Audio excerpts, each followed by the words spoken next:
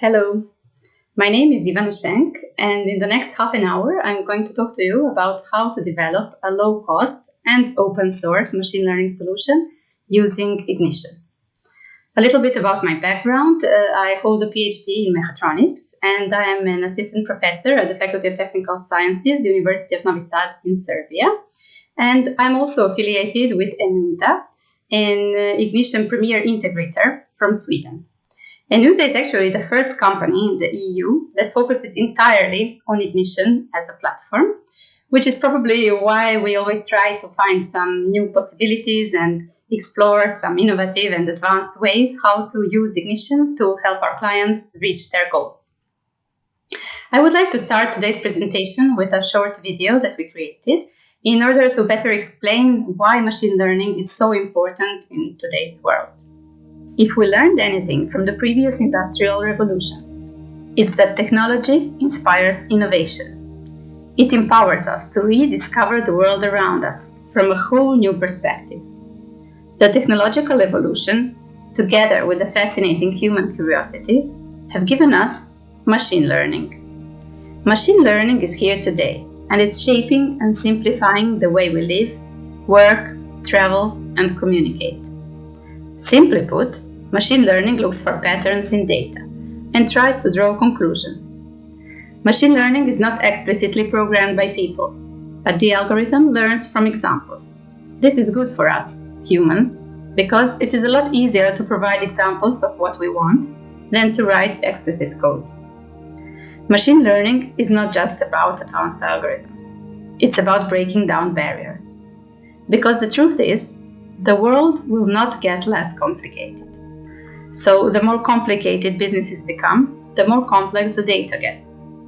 Humans alone can't keep up with that complexity, but a machine learning model thrives in that scenario. Machine learning gives us the ability to understand our environment much more intimately than we could ever before. Think about predictive maintenance, for example. What if your machine could do it on its own by analyzing bigger and more complex data? What if you could just watch your machine learn when and how to take action to prevent errors? Today, it's completely possible, thanks to the advanced algorithms we can create. And the best thing about it? It doesn't have to be overwhelming. Start small and build along the way. It's a marathon, not a sprint. Don't know where to start? That's exactly why you're here. For machine learning, we can say that it is learning from data.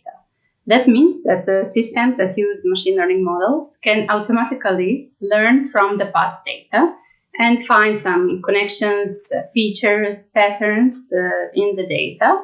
And this way enable us to better analyze them or to predict some future states and situations in the system.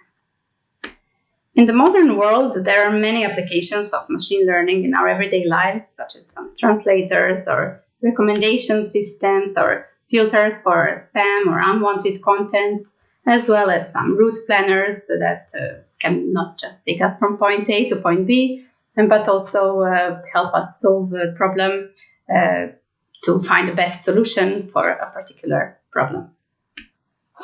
And then having in mind that machine learning is all around us in our everyday situations, we cannot help but wonder, where does industry fit in? So if we think about Industry 4.0 or the Fourth Industrial Revolution, we are all witnesses that there are more and more sensors and sensory data available. There are more and more communications between them, and also we have a higher processing power that can easily analyze all this data and help us get better systems. We can definitely see a world full of opportunities of applying machine learning in such a scenario, where we could help in systems that involve early fault detection or predictive maintenance, process optimization, adaptive control, decision support systems, or some intelligent system supervision systems, and so on. If we want to start with machine learning, we need to fulfill some preconditions. So first of all, we need to have enough of good and quality data. That means that we need to have a good amount of data for the problem that we want to solve. we need to have labeled data, meaning that we know the outcome for every sample. And we need to have enough data for different situations that can arise in our system. So we need to know if this situation was okay, or it was an anomaly or something else. Then we need to have adequate hardware. Modern machine learning models and some advanced algorithms often require more processing power. So depending again on the model, sometimes a normal computer or server that we already have is enough, but sometimes we need to consider some additional GPUs or TPUs to accelerate the training of our machine learning models. And in the end, we need to definitely know the models that we want to use and how to apply them in the chosen environment or the chosen option that we want to use in our system. For us, this option is definitely Ignition. So we want to see how we can implement machine learning in Ignition. As Ignition has been designed in such a way to be ready for the Industry 4.0, it is definitely logical that there are several options that we can use to apply machine learning in Ignition. So as far as I know, there are 4 routes that we can take, 4 paths. The first one is to use internal Ignition scripting, meaning that we can code our machine learning solutions within the scripts in Ignition. There we can use the Apache Math library and the models available within it. Now, these are fairly limited. There are only several models that are implemented, but if that is enough for our case, then it's okay. The second option is to use a Flask framework or another type of framework that can invoke the external Python scripts. The third option is to build actually our own Ignition module, where we can expose Java machine learning libraries to the internal Ignition scripting. And then we have the fourth option to use some cloud services for machine learning, such as the Microsoft Azure or some other cloud services. So within this presentation, I will not consider the internal Ignition scripting because it is fairly limited in what we can do there. Sometimes it's okay, but for the most cases, when we want to use some advanced algorithms, it is just not enough. We will also not discuss the cloud services because we have found out that some of our clients don't want to have another subscription to a cloud service to be able to do machine learning, or they don't want to expose their data to another system. They just want to do everything internally. So we will discuss the remaining 2 options, the Flask and Python option and the Ignition module option. So option 1, invoking the Python scripts through the Flask framework. First, we need to say just in a few words, why do we need external Python scripts when we know that in Ignition we do have a Python scripting capability. So it's important to know that when we talk about Python, we usually talk about Python code or the Python syntax, the language that we type to program in a Python programming language. But in fact, on the back end, it is interpreted by different interpreters. So for example, we have a Python interpreter that uses Java-based libraries to interpret the code. Or we have a C Python that uses C programming language to, on the backside, to interpret the Python code. So what is the problem with this and why are we mentioning it in this scenario that we are dealing with? The thing is that Ignition uses the Python interpreter or the Java-based Python interpreter, while the machine learning community and all the machine learning libraries and frameworks that we know and usually use, are based on C, programming language. And unfortunately, these two are not completely compatible. So in Python, we cannot use the libraries that are based on the C programming language. So we need to find a way to use the C Python interpreter somehow and invoke it through a framework such as the Flask framework. So The Flask framework is one of the web-based frameworks that can serve us to call the Python script from Ignition by sending an HTTP GET message. And this option has definitely a big advantage that it has access to all the standard Python libraries. So if we know that the machine learning community is mainly in the first place developing Python libraries and Python frameworks and implementing the newest and the most advanced models and algorithms in Python, then we definitely see a benefit of using this option. The main downside to this is that there are definitely multiple subsystems installed, so we need to take care that all of them are updated, that they are upgraded to a newest version, and that in this newest version it is still functioning well, and we just need to maintain multiple systems at once. Option 2, building a third-party ignition module. So in this approach, we would try to build our own and develop our own ignition module on top of the ignition platform and the core modules that we usually use in ignition. It is available for any developer to create a third-party ignition module. And this way we can expose external Java libraries, including the Java machine learning libraries, to the internal ignition scripting. So definitely the main advantage of this approach is that once we have the ignition module developed and signed, we can easily distribute it, install it, reuse it in multiple projects, maybe even share it with the community or sell it as a product of its own. The downsides to this approach are, as we could say, a bit of a complex development, because even if Inductive Automation does offer documentation on how to start building your own module, and they even give some module archetypes that you can use as a basis of your model depending on your needs, it is still not that well documented as some other parts of Ignition, like the Ignition core platform or the core modules, which are really well documented. This is not the case for developing a third-party Ignition module. So if you're not familiar with this development, it is probable that you will have a hard time starting with this approach. So what is the best choice? As with many things in life, it is the case here that we can only give one answer, and that is that it depends. It depends on your case scenario, it depends on your background, on what you want to achieve. Are you familiar with Python machine learning libraries? You want to use that and the community that exists around it, or maybe you are already into the development of ignition modules, so you can easily start on that approach, on that road, and develop your own module and use it further along.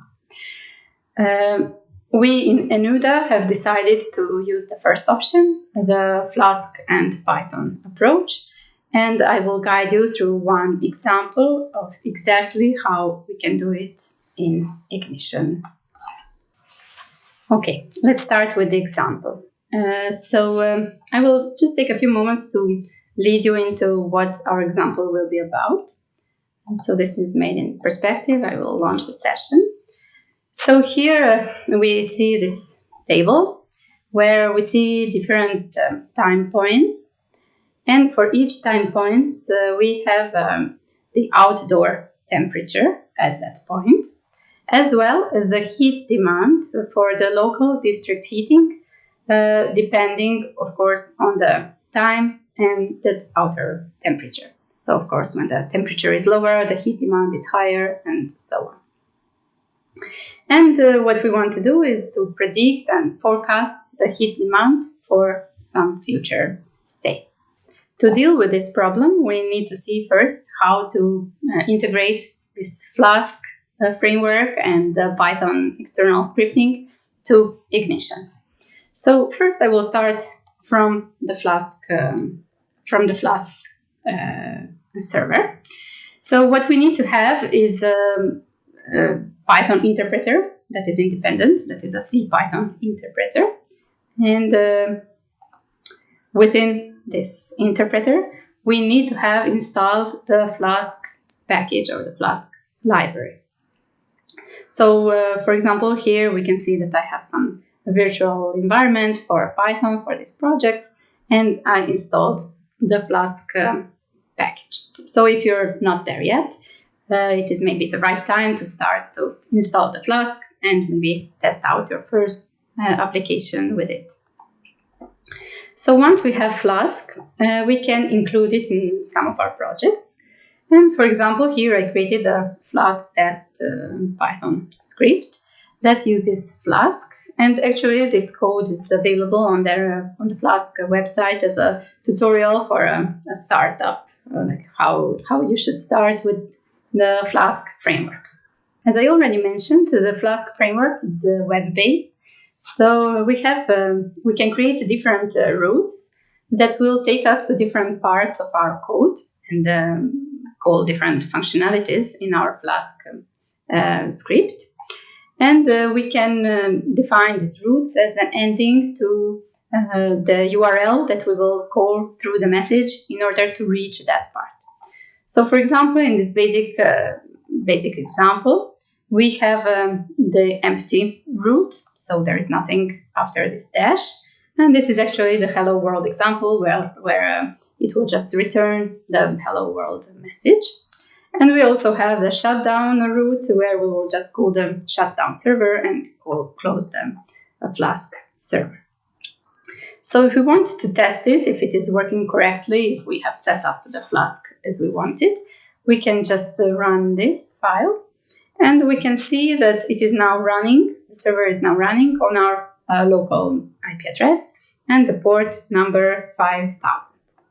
So we can just go to our normal web browser and put localhost 5000, and we can get, as we can see, the hello world message because we didn't put anything after this basic URL.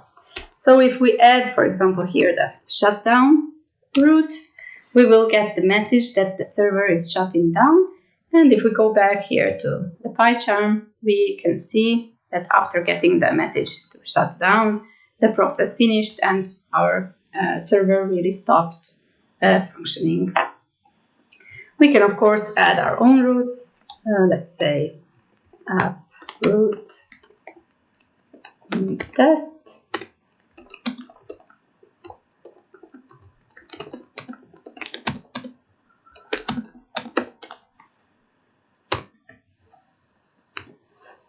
And if we run it like this, we can type here test, and we can see that we really do get our message. This is our new test. So where does machine learning fit into this Flask framework and the Flask server and all these routes? So we can basically develop our machine learning solution completely independently of the Flask. And then once we are happy with the results that we have, we can just copy the code into the Flask test file, the script. So what I did here, I will not go into details how I created a machine learning model and what we did here. Just in a few words, I'm using the scikit-learn library to import a linear model, and I will use just a basic linear regression as the simplest, one of the simplest models, just to show how this all works together. But of course, we know that once we are in Python, we can actually use any of the machine learning libraries and frameworks and create different types of models and just use whatever we want. The options are limitless. Okay, so the first thing is how do we get the data from our Ignition solution to Python? There are different options, again, in the Flask framework. With these routes that we can define, we can actually define parameters, like dynamic route with parameters, where we can pass some parameters to our route and to the function that belongs to it. But I find that it is not that easy to if we want to do something with a big data set, which we normally do in machine learning. So maybe the better option is to use just a database as the center of this solution. So we can store the data and read the data from both Ignition's and from the Python's and from the database. And that is what I do here. I connect to a PostgreSQL database. I take the data. Okay, I said I will not go into all the details. I divide the data into a training data set and a test data set. I set up a linear regression model, and I fit the model to the training input data and the heat demands that we have for the training. Then I test how it performs with the training data set, how it performs with the test data set, and I get my error metrics, which was here around 0.07 error, which is actually really good. And I plot, just maybe to better see visually, how my predictions are compared to the real true data. In the end, when I'm happy with my model, I can store the predictions in the database so that I will be able to access it from Ignition. I can just run this file in order for you to see what we get as a result. So here they are, my plots of my predictions and the real data. We can see that it is not completely fit to the data, but it does follow a certain trend. And if this is precise enough for us, we can just use it as is, or we can try to apply some more advanced models to get better precision, lower error, and to get to better predictions for the future. But let's say that for now we are just happy with what we have. So what we can do, we can basically just copy all this and paste it here. We can create another route, app route. Let's call it ML as machine learning. When it's done, I will return done. And here I will just copy my code. I will remove these plots because we don't need that. We don't need the error margin, error calculations, and so on. And of course, I have to copy all these imports. Say here. And so now we have a route to call our machine learning model to be trained and to store the data in the database. So getting back to Ignition, we want to see how will we call this, how will we transmit these URLs and get these messages across through the Flask framework and get the data back. There are different approaches to that as well. There are different ways we can do it, but I will show you how we can do it through a gateway event script or scripts, and specifically the message handlers. So what I have is the Flask start, Flask to send the message, and Flask stop. So in the Flask start, I will actually just start a sub-process. I will use sub-process to run. Okay, I didn't show this. I will just get back to a PyCharm. Beside this Flask test script, I created the launch bash script that will basically just call my Flask test Python script in the desired virtual environment for Python that I want to use for this project. So basically this launch script will just launch the Flask test. And here I call the launch. I start the launch bash script. So that is my Flask start. Once it is started, the server will run in the background, and I can use the Flask message handler to transmit the message or the route that I want to my Flask test script. So here I need to define the URL base, which is my local IP and the port number 5000. And I need to define the route that I want to take, which I will defined as URL end through the Flask parameters from the payload that I transmit to this message handler. Then I will send an HTTP GET message with the URL that consists of the URL base and URL end to the Flask server, receive a response, and then return it as a return of my message handler. In the same way, I have the Flask stop, which works practically the same as the Flask, just I hard-coded the shutdown as the URL end because we know it stops the Flask server. So now we have these message handlers. We can use them in our, for example, in our view. We can access, for example, this button to start the Flask. We configure its events on click. And I use the system util send request to send a request to my project is called ICC 2021. The message handler I want to call is called Flask start.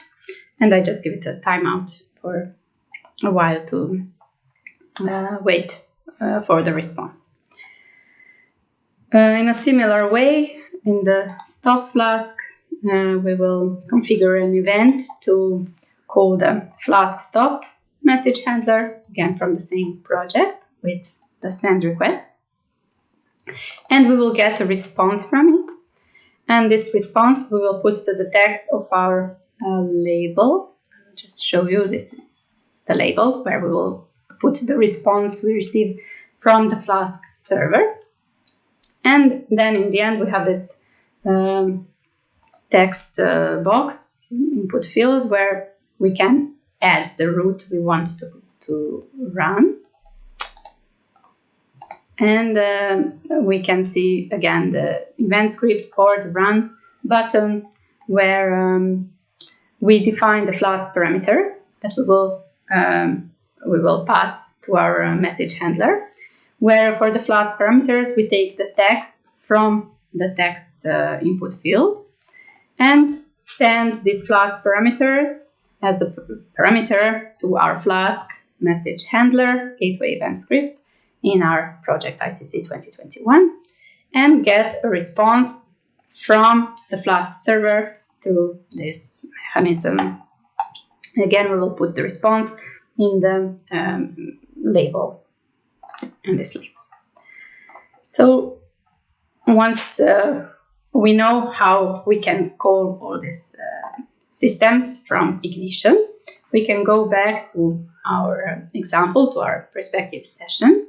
We can open this pop-up view to just run the Python script. We can start the Flask.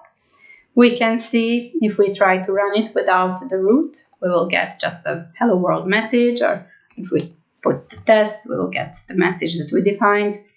This is our new test. And of course, if we put our ML as machine learning and we run it, we will get the message that it is done. Of course, we can define different routes for training the model, testing the model, predicting future states, and so on. And through these routes, we will access different functionalities of our Python script. I also added here one part, these trends, so that we can see that we can actually access the same data written to the database from the Python script and make a graph of the real heat demand and the heat demand predictions from our system. So, of course, any prediction, any forecast of the system, we can transfer from the Python script through the database back to Ignition. Machine learning models usually analyze huge data sets to deliver faster and more accurate results. But at the end of the day, what you actually unlock through machine learning is knowledge. Knowledge that enables you to avoid risks, to make better and more profitable decisions, and to empower your people to work more efficiently and more effectively towards their goals. To remain competitive in your market, consider starting your machine learning journey as soon as possible. But remember, don't get carried away by all the nearly limitless possibilities. Start small, learn, and build along the way. Thank you for listening. Bye.